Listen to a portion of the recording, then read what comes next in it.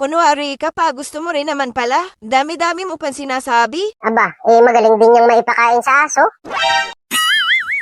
Mars, magandang hapon. Oy, magandang hapon. Oh, Mars, pansit? Wow naman! Sino may birthday? Yung anak ko? Ah, kaya pala busy-busy kayo dun sa pagluluto kanina. Salamat ha. Kaya lang Mars, sa susunod ha, ayos-ayusin nyo naman. Bakit naman, Mars? Kasi anong oras na ngayon ka lang nagdala?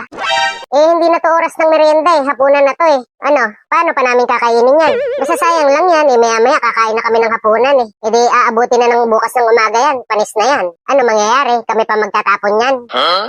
Pasensya ka na, Mars. Hapon na kasi kami nakapag-umpisa magluto. Bakit naman hapon na kayo nag-umpisa magluto? Marami pa kasi kaming ibang ginawa.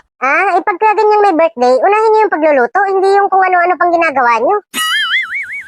Kailan pa ba kayo nagplano na maghahanda? Noong nakaraang linggo pa. Oh, kita mo? Noong nakaraang linggo pa pala kayo nagplano. Tapos ngayong mismong kaarawan, hapon pa kayo magluluto. Anong kalokohan yan? Kanina pa ako antay ng pansit na yan Namuti ng mata ko kaantay.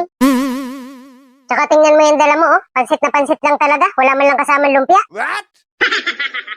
Nalipasan tuloy kami ng merienda. Tingnan mo yung anak ko kawawa naman. Nagutom na. Ang pogi-pogi niyan tapos magugutom lang. Pasensya ka na, Mars. Hindi ko naman alam na inaantay mo pala to. Paano hindi? Pabalik-balik ako dun kanina pa. Panay na nga ang silip ko dun sa pintuan nyo. Panay na ang papansin ko. Nakailang balik na ako dun Sinuli ko pa nga yung walis na hiniram ko sa'yo nung nakaraang taon.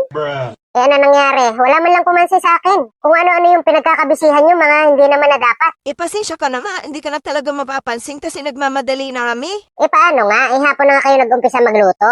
Kung inagahan nyo ang umpisa ng pagluluto, di hindi kayo nagmamadali. Galing pa kasi kami sa simbahan, Mars. Nagsimba kami. Dapat kahapon kayo nagsimba. Bakit ngayon kayo magsisimba kung mismong kaarawan? Dapat ngayong araw, pagluluto lang talaga yung tinutukan nyo. Ano yun? Ako pa mag-a-adjust. Ako pa talaga kailangan maghintay na matagal. At saka sa susunod, pag nagluluto kayo, bago nyo hanguin, tatawagin nyo muna ako. Dapat, aaproban ko muna ang lasa kung okay na. At saka bago mo pakainin ng mga bisita mo, magdadala ka muna dito. Hindi yung uunahin mo pa yung mga bisita mo. O siya, kung ayaw mo babalik ko na rin ko sa amin. Hindi to masasayang. Sinabi ko bang ayoko? What? Diba sabi mo hindi nyo na makakain? Akin na, wala naman akong sinasabi. Kunwari ka pa, gusto mo rin naman pala. Dami-dami mo pang sinasabi. Aba, magaling din yung maipakain sa aso. Paborito pa naman ng aso namin to. Wow naman! Sana all. Sigurado ka, masarap to ha? Ano naman kung hindi masarap, ipapakain mo lang din naman sa aso. Syempre pihikan din naman yung aso ko no? Hindi yung kakain pag hindi masarap. What? Ganun ba? Masarap naman yan. Maigi, sa susunod ha, aagahan nyo na ang pagluluto. Teka, asan pala yung cake nito? Walang date, Mars. Wala kaming pambili.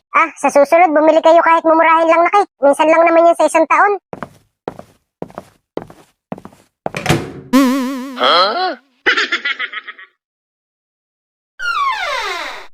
Sama talaga nung ugali, hindi man lang magpasalamat.